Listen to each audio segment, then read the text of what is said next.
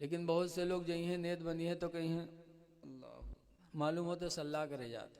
Sir झुकाना नीचे मकरू है, और हाथ ऐसे न करो बल्कि हाथ किबले की तरफ हो, सीना बिल्कुल आदमी सीधा खड़ा हो, अल्लाहु अकबर, नाफ के नीचे हाथ ऐसे बांध लो। लेकिन देखा जाता है जब तक हिंदुस्तान में रही है तब तक हियाँ नियत बंदी है, और जहाँ सऊदिया के चक्कर मारी दो एक दफ़ा गए हुआ से आए बस फौरन अल्लाह हियाँ बंदी है। हियाँ काहे ताकि लोग देखें तो जाने यार यार हियाँ काहे बांधे थे, तब पूछिए तो कहीं हम सऊदी में ऐसे देखा रहा है। यहाँ नियत बांधना इमाम आदम अबू हनीफा रदी अल्लाह अन्हु ने 17 हदीसों से साबित किया है कि नाफ के नीचे बांधना ही नबियों की सुन्नत है। लेकिन अजीब हाल है, आजकल गुमराही का दौर है। गोंडा बस्ती में एक हाजी साहब थे, हाजी उमराव, बहुत नेक आदमी थे लेकिन पढ़े लिखे कम रहा। एक जगह रिश्तेदारी में गए तो वहाँ नमाज के वक्त आएगा तो सोचिन पहले नमाज पढ़ी है तब खाना पीना खाई।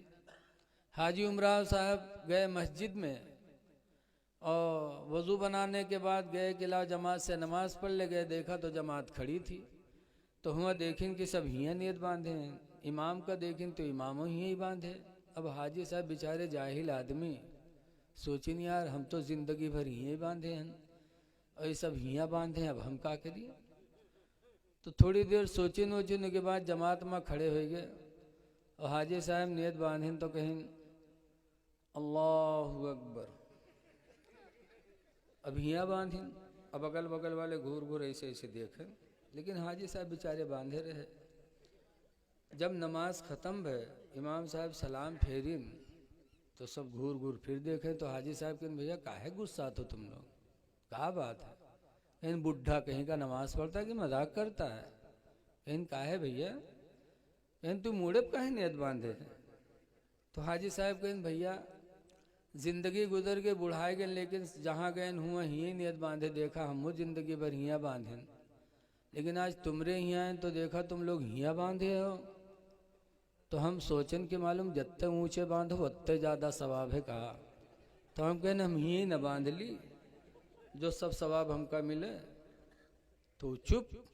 तब हाजी साहब ने डांटा, कहा बदतमीज, रसूलुल्लाह का फरमान है कि मर्दों के ख्वाहिशात को अल्लाह ताला ने नाफ के नीचे पैदा फरमाया, लिहाजा मर्द हालत नमाज में अपने हाथ को नाफ के नीचे रखे ताकि उसका नफ्स दबा रहे, नमाज में गंदे ख्यालात न पैदा हों।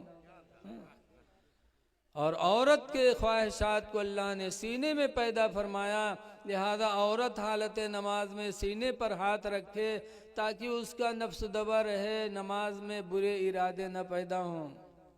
और तुमरे सीने में अल्लाह का आधे से जो यहाँ बांधे ठाड़। तो आज अजीब हाल है।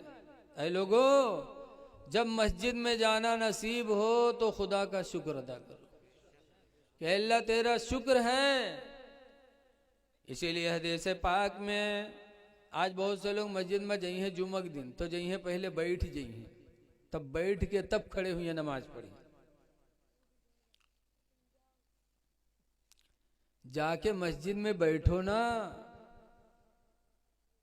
सरकार फरमाते हैं इदा दखल अहदुकुम फिल मस्जिद, जब तुम में का कोई मस्जिद दाखिल हो, फल युसल्ली रकातैन, तो चाहिए कि 2 रकात नमाज पढ़ ले, क़ब्ल अन यजलिसा, इससे पहले कि बैठे, यानी बैठने से पहले 2 रकात नमाज पढ़ ले। कैसी 2 रकात नमाज?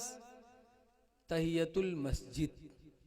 तहियतुल मस्जिद का मतलब है कि अल्लाह 2 रकात नमाज पढ़ करके दुआ मांगे कि इलाही तेरा शुक्र है कि तूने अपने घर में आने की मुझे तौफीक अता फरमा दिया।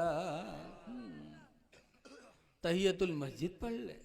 लेकिन आज हम लोग जा कर के बैठते हैं पहले फिर बैठ के खड़े होते हैं, ऐसा नहीं होना चाहिए। लेकिन आज अफसोस है कि हमारे लोग 8 दिन मस्जिद को पहुँच होते, बोलो 8 दिन। अब 8 दिन भी नौजवान जो जाते हैं तो ऐसी नमाज पढ़ते हैं, पैंट और शर्ट पैंट और शर्ट पहनेंगे, जुमा में भी। अरे कम से कम नमाज जुमा पढ़ने जाओ तो कुर्ता पैजामा पहन लो, हा? पैंट और शर्ट पहन के जाएंगे, और शर्ट कितना लंबा होता है, जहाँ से तहम पैंट खत्म होते हुए तक के शर्ट जाते। अब ऐसे नौजवान पंजगाना तो पढ़ते नहीं, जुम्मा के दिन जई हैं और के बाद पढ़ी हैं, और जब रुकू मैया जई हैं तो शर्ट ऊपर खसकिए, पैंट नीचे खसक जी, 2 इंच दुकान खुल जाता है। और के बाद जब सजदम गए तो आधी दुकान खुल जाता है। अब बताओ, तुम्हारी सतरे औरत खुल गई तो तुम्हारी नमाज टूटी कि नहीं टूटी? बोलो, 1 इंच अगर सतरे औरत खुल गई तो नमाज आपकी गई?